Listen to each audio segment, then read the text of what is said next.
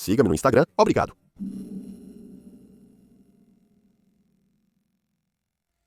Este caso ocorre nos Estados Unidos da América em 1971. Em um subúrbio tranquilo, um homem se tornou um aniquilador de famílias, que é um termo real reservado para os criminosos mais diabólicos. A casa ficou intocada por semanas depois. Dentro, o silêncio era interrompido apenas pelos hinos religiosos que ele continuava tocando no sistema de som.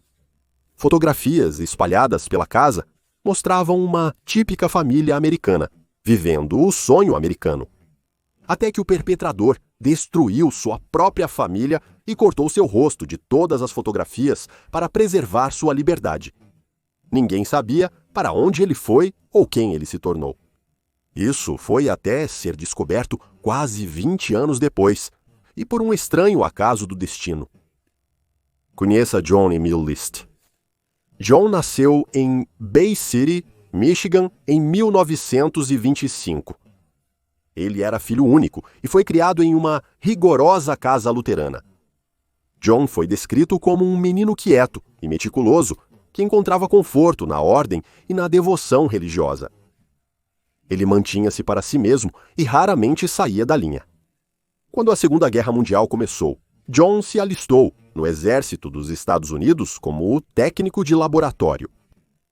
Após a guerra, ele usou o financiamento governamental para se formar em negócios e contabilidade na Universidade de Michigan. Mas em 1950, o Exército o convocou de volta ao serviço ativo para a Guerra da Coreia. Foi por volta dessa época que John conheceu uma mulher chamada Helen Taylor, uma viúva cujo primeiro marido havia morrido em combate. John e Helen se casaram em Maryland em 1951. Ele adotou a filha de Helen de seu casamento anterior e, mais tarde, teve 3 filhos próprios: Patricia, John Jr. e Frederick. Patricia era a mais velha. Ela era apaixonada por teatro e esperava um dia se tornar uma atriz, mas John desaprovava essa ambição e a considerava moralmente inadequada. Na escola, Patricia era amigável e extrovertida, mas em casa frequentemente entrava em conflito com seu pai devido a seus interesses e comportamento. John Jr. era diferente, atlético e estudioso. Ele jogava no time de futebol do ensino médio e era conhecido como um jovem educado e um aluno confiável. Ele era o mais fisicamente ativo dos 3 e frequentemente tentava atender aos rigorosos padrões de seu pai e se alinhar com seus interesses. Frederick era o mais novo. Ele era quieto, gentil e gostava de se perder em um bom livro. Dos 3, ele tinha o temperamento mais calmo e era muito apegado aos irmãos mais velhos. Os 3 filhos frequentavam a escola dominical e os grupos de jovens na igreja. Para os de fora, os filhos de List eram bem comportados e devotos. Eles viviam sob as pesadas regras da fé de seu pai e suas altas expectativas. Na próxima década, John mudou sua família de estado para estado enquanto subia na hierarquia corporativa. Em 1965, ele garantiu um cargo como vice-presidente e contador-chefe em um banco em Nova Jersey. Com o aumento dos ganhos, ele comprou uma mansão vitoriana de 19 quartos, chamada Breeze Knoll, no rico subúrbio de Westfield. A mãe de John, Alma, estava envelhecendo e precisava de algum apoio, então ela se mudou para morar com a família. Por fora, a vida de John parecia um retrato de sucesso e ordem moral. Ele frequentava a igreja, ensinava na escola dominical e até liderava um grupo de escoteiros. Segundo os vizinhos, ele era educado, porém um pouco rígido. Ele sempre usava gravata, até quando cortava a grama. Mas os vizinhos não viram a pressão aumentando internamente. Helen havia contraído sífilis anos antes, e ela nunca contou para John. Quando ele descobriu, o casamento deteriorou-se. Em público, ele mantinha uma aparência composta, mas a portas fechadas, as rachaduras estavam aparecendo. Em 1971, a imagem meticulosamente cultivada de John começou a ruir. Ele perdeu seu emprego no banco no início do ano e não contou a ninguém.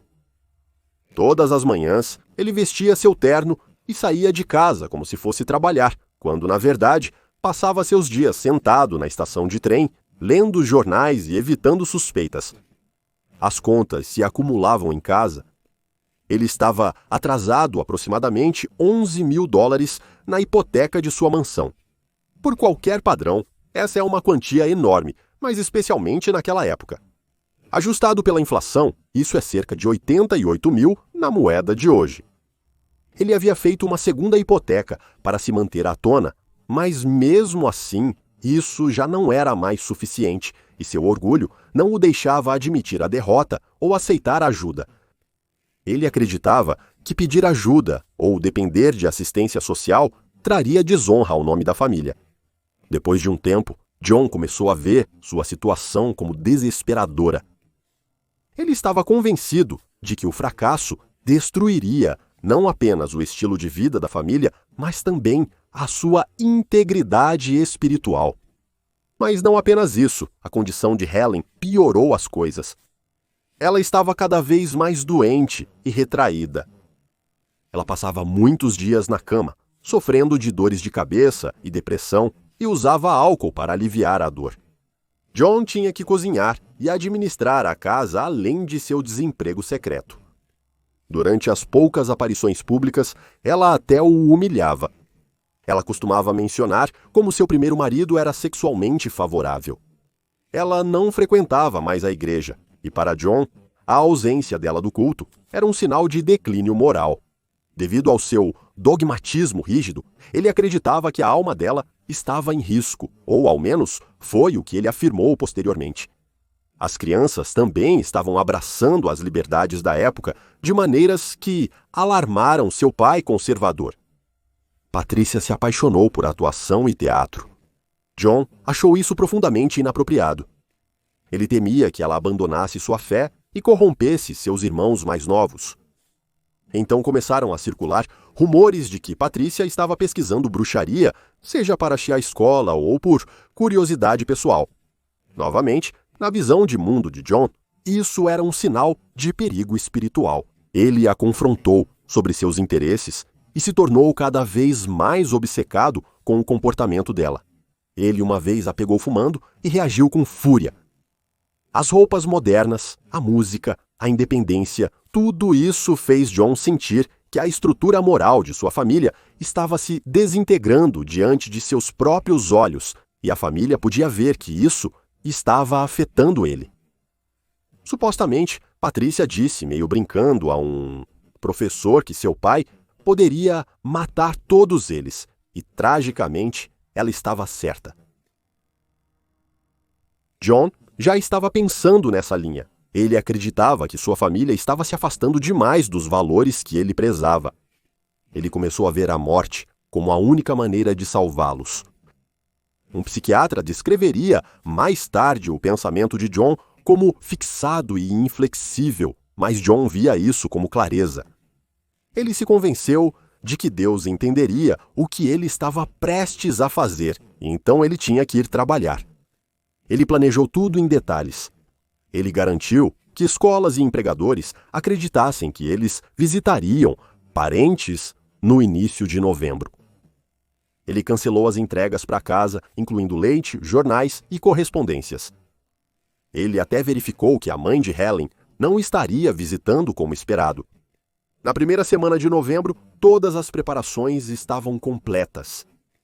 A casa estava pronta. John se via como um homem que não tinha outras opções. Ele não conseguiu salvar sua família da ruína nesta vida, então, em vez disso, ele os enviaria para o céu. Na manhã de terça-feira, 9 de novembro de 1971, John acordou cedo e se preparou para o que havia planejado.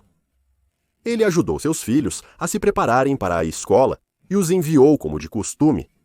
Patrícia, John Jr. e Frederick saíram pela porta, sem saber dos sinistros planos de seu pai. A casa ficou silenciosa. John, então, foi para sua garagem para pegar 2 pistolas. Ele tinha uma pistola semiautomática de 9mm e um revólver calibre 22. Ele escolheu seu momento com cuidado. Sua esposa Helen estava sentada à mesa da cozinha tomando seu café da manhã habitual. Aproximando-se por trás, John levantou a pistola de 9mm e atirou em Helen, na lateral da cabeça a queima-roupa. O sangue jorrou de seu crânio enquanto ela caía de cara na mesa. Ela morreu instantaneamente. John tirou um momento para se recompor. Em seguida, subiu as escadas para o terceiro andar. Sua mãe Alma estava em seu pequeno apartamento na mansão preparando o café da manhã. John entrou e se aproximou diretamente de sua mãe. Ele não disse nada, apenas levantou o revólver e disparou um tiro acima do olho esquerdo dela. Alma desabou e morreu em sua cadeira. John colocou um pano sobre a ferida dela. Ele alegou mais tarde que matou sua mãe para poupá-la do choque do que estava por vir. Ele retornou ao térreo e arrastou o corpo de Helen para o salão de baile. Ele então tentou mover o corpo de Alma, mas achou muito pesado, então ele apenas a deixou no andar de cima. Ele limpou-se o sangue do chão da cozinha e colocou as cápsulas de balas gastas no lixo. Ele então fez seu próprio almoço, como se nada tivesse acontecido, e sentou-se à mesa, onde acabara de assassinar sua própria esposa. Com as duas mulheres adultas mortas, o próximo passo de John era lidar com seus filhos quando eles voltassem para casa. Mais tarde, naquele dia, Patrícia chegou em casa primeiro. John a encontrou na porta da frente. Patrícia nunca poderia ter esperado o que iria acontecer a seguir. Antes que Patrícia pudesse dizer qualquer coisa ao entrar na casa, John levantou sua pistola mais uma vez e atirou na cabeça de sua filha. Ele arrastou o corpo dela para o salão de baile, deixando-a ao lado da mãe. Logo depois, Frederick entrou pela porta, o mais jovem. John atirou nele da mesma maneira que em sua irmã, mãe e avó. Ele então pegou o corpo sem vida de seu filho e o levou para o salão de baile.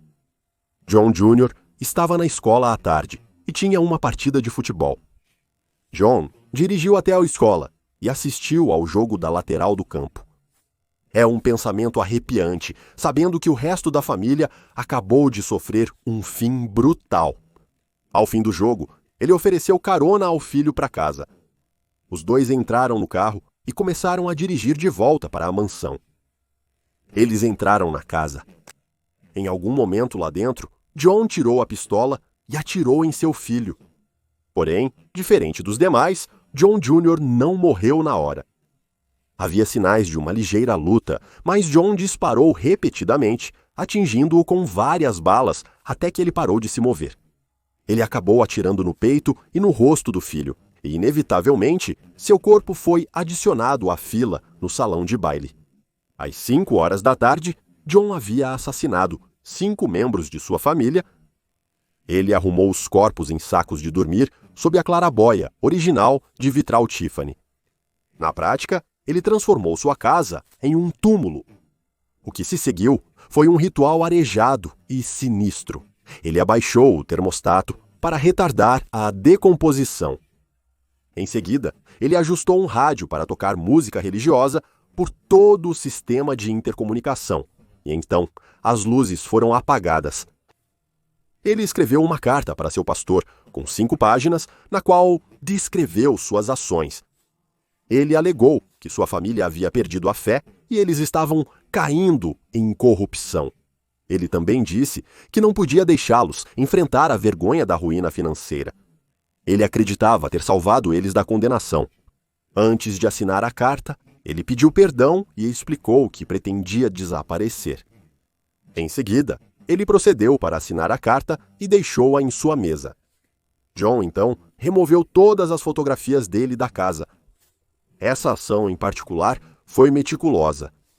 Todas as fotografias na casa de 19 quartos, ele pegou um par de tesouras e cortou o seu rosto como se nunca estivesse lá. Ficou claro que ele não queria que a polícia tivesse uma imagem precisa do seu rosto.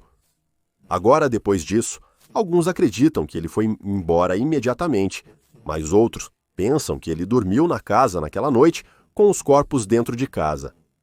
No entanto, antes de desaparecer, ele retirou dinheiro das contas bancárias de sua mãe e arrumou alguns pertences. Ele então dirigiu até o aeroporto John F. Kennedy, em Nova York, e abandonou o carro da família para despistar. Ele não embarcou em um voo naquele dia. Em vez disso, ele pegou um trem e desapareceu na escuridão. Quando a polícia encontrou os corpos, quase um mês depois, John já tinha ido embora. Por quase 4 semanas, ninguém percebeu que algo estava errado. John havia cancelado tudo, então nada havia se acumulado na porta ou na caixa de correio. E claro, ele disse às escolas das crianças e aos empregos de meio período que eles estavam viajando para ver um parente doente e não estariam por perto por algum tempo. As luzes na mansão piscavam automaticamente. Os vizinhos acreditavam que a casa estava simplesmente vazia, mas dentro, os corpos permaneciam intocados, apodrecendo. Com o tempo, as luzes começaram a se apagar uma a uma, mas ainda assim, ninguém verificou o interior. Contudo, a professora de teatro de Patrícia ficou preocupada e tentou ligar para a casa, mas ninguém atendeu. No início de dezembro, os vizinhos não os viam há algum tempo, então eles contataram a polícia. Em 17 de dezembro de 1971, os policiais fizeram uma verificação de bem-estar. Descobriram que as portas estavam trancadas. Então, um policial entrou por uma janela do porão aberta, notando que a casa estava anormalmente fria. Ele também podia ouvir algo bastante arejado, dado o contexto. Ele ouviu o suave eco da música de órgão vindo dos alto-falantes pela casa.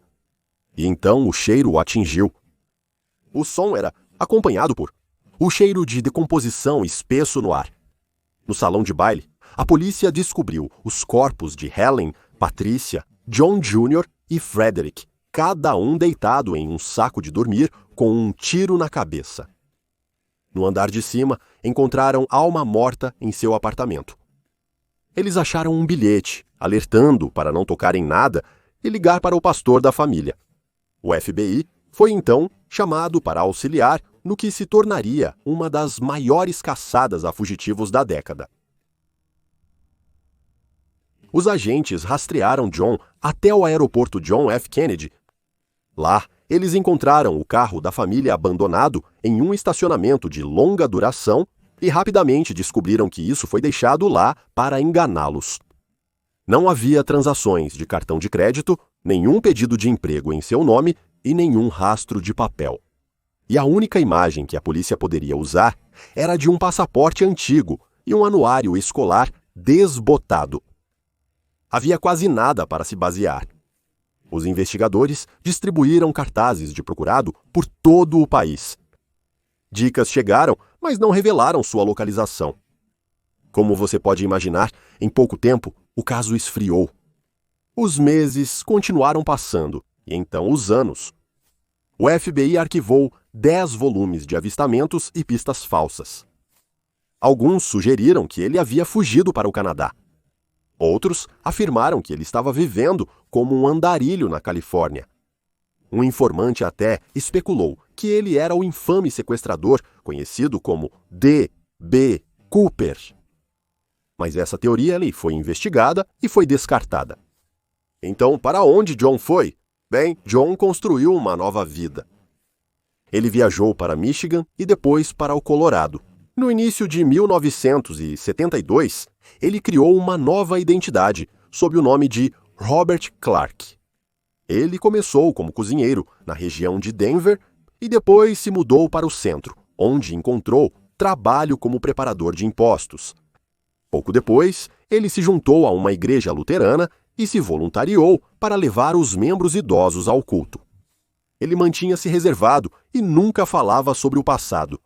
Ele sabia que seus novos amigos da igreja não aprovariam seus métodos assassinos. Em 1977, durante um dos piqueniques da igreja, ele conheceu uma mulher chamada Dolores, e os dois começaram a namorar. Em 1985, ele se casou com ela, e o casal se mudou para Maryland, Virgínia. John havia contado a ela que sua primeira esposa havia morrido de câncer, então Dolores nunca suspeitou da verdade. Mas isso não implicava que a verdade ficaria oculta. Em 1989, o programa de televisão America's Most Wanted exibiu um especial sobre o caso John List. Até então, 17 anos e meio se passaram desde os assassinatos. Um artista forense havia criado um busto de argila envelhecido e progressivo de como John poderia parecer como um homem mais velho. O artista, chamado Frank Bender, havia criado uma representação assustadoramente precisa, até mesmo até os óculos grossos e sua linha de cabelo recuando. Isso deve ter sido uma tarefa difícil, devido à limitada evidência fotográfica, além de sua foto do anuário escolar, encontrada na casa anos antes. Os investigadores consideraram isso um tiro longo, mas o segmento alcançou milhões de espectadores. A resposta foi esmagadora e levou a mais de 200 dicas, identificando possíveis avistamentos de John List pelo país, mas quase todas elas eram sem sentido. No entanto, uma dica se destacou. Wanda Flannery era ex-vizinha dos Clarks em Denver. Ela viu o busto na televisão e imediatamente o reconheceu como seu ex-vizinho, Robert Clark, mas ela o conhecia como Bob. Mas Wanda não sabia o novo endereço de Bob, mas o FBI logo o rastreou. Menos de 2 semanas após a transmissão, no 1º de junho de 1989, o FBI e a polícia local desceram em seu pequeno e tranquilo escritório de contabilidade na Virgínia. John List foi finalmente levado sob custódia sem incidentes. No momento de sua prisão, ele não confessou sua identidade. Na verdade, ele insistiu calmamente que era Robert Clark e que isso era simplesmente um caso de identidade equivocada. Contudo, os investigadores estavam bem preparados.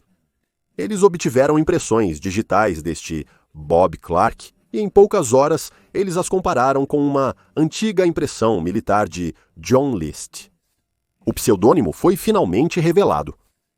Confrontado com essa evidência, John eventualmente admitiu quem ele realmente era.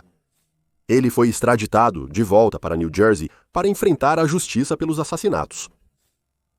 Em agosto de 1989, o grande júri do condado de Union indiciou John por 5 acusações de assassinato em 1º grau, uma acusação para cada um, sua esposa, mãe e 3 filhos. John List se declarou inocente e seu caso foi a julgamento no início de 1990. Após muitos anos, John se apresentou em um tribunal para responder por seus crimes.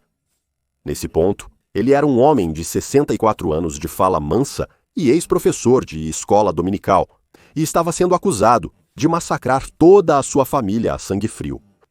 Naturalmente, quando o julgamento começou, logo se tornou um circo midiático. A defesa de John não negou que ele fosse o assassino. As evidências físicas e sua própria carta de confissão tornaram isso inegável. Em vez disso, eles montaram uma defesa de insanidade, alegando que John sofria de um transtorno mental que o impedia de distinguir o certo do errado. Um psiquiatra nomeado pelo tribunal testemunhou que John sofria de transtorno obsessivo-compulsivo, o que o tornava rígido e incapaz de ver alternativas em situações estressantes.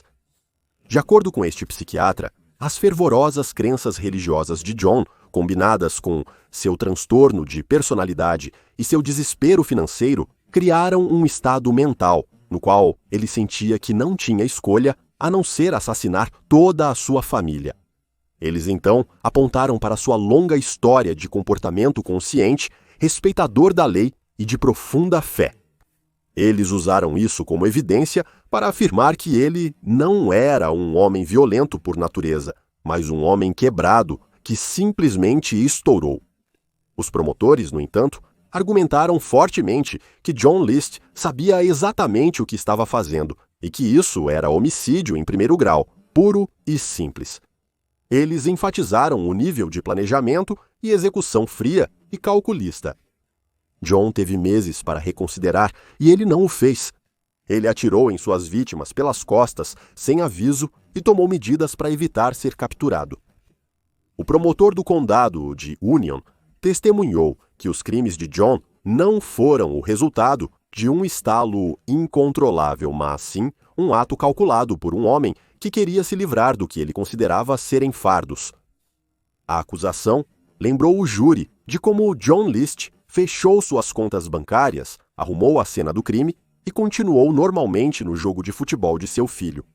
Essas, dificilmente, são as ações de alguém passando por um surto psicótico e, na verdade, mostram que ele tinha uma mente deliberada e racional.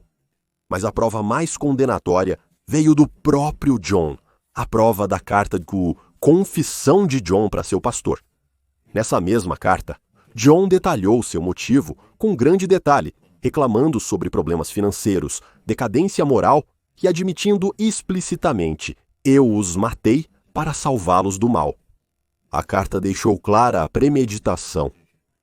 Confrontado com as próprias palavras de John e as evidências avassaladoras, o júri o considerou são e culpado em todas as 5 acusações de assassinato após apenas 9 dias de julgamento. No dia 12 de abril de 1990, John Emil List foi condenado por 5 acusações de assassinato em primeiro grau. Na sentença, no dia seguinte, John finalmente quebrou seu silêncio estoico. Em uma breve declaração, ele disse que estava arrependido pelo que aconteceu, mas não assumiu total responsabilidade. O juiz, então, impôs a pena máxima, 5 penas de prisão perpétua a serem cumpridas consecutivamente. Isso, efetivamente, garantiu que John List nunca seria elegível para a liberdade condicional. John List, que tinha 64 anos na época, foi levado algemado para começar sua vida atrás das grades. A prestação de contas, muito adiada, enfim chegou. Com o tempo, ele concedeu algumas entrevistas a jornalistas. Em uma delas, ele expressou arrependimento pelo que havia feito, mas insistiu que acreditava que era necessário na época. Ele disse que orava por perdão todos os dias, mas nunca mostrou remorso pelas vidas que havia tirado. John disse que nunca fez nada contra si mesmo, porque isso seria um pecado que o teria impedido de entrar no céu. Ele acreditava que, permanecendo vivo e se arrependendo, ainda poderia se reunir com sua família na vida após a morte. Essa lógica sustenta o pensamento distorcido que o levou a cometer um assassinato em massa. Ele nunca reconheceu completamente a escala de seus crimes e, em entrevistas, sempre permaneceu calmo e racional. Para muitos, ele ainda parecia um contador idoso, ao invés de um homem que havia executado toda a sua família. Westfield nunca esqueceu o ocorrido. A mansão onde aconteceram os assassinatos foi destruída por um incêndio em 1972. O incêndio foi considerado suspeito, mas ninguém nunca foi acusado. Devido ao mau estado de conservação, a casa foi demolida. Uma nova propriedade foi construída no local, mas a terra continuou ligada à tragédia. A história de John virou um marco na mídia de crimes reais. Livros, documentários e adaptações fictícias foram produzidos ao longo dos anos. Escritores e psicólogos estudaram o caso como um exemplo clássico de um aniquilador de família. Este termo descreve uma pessoa, geralmente um pai, que mata toda a sua família em um único ato de controle e destruição. John List morreu na prisão em 2008 devido a complicações da pneumonia. Ele tinha 82 anos, ele nunca demonstrou remorso e nunca buscou o perdão da família estendida. Provavelmente, ele permaneceu satisfeito com o que havia feito.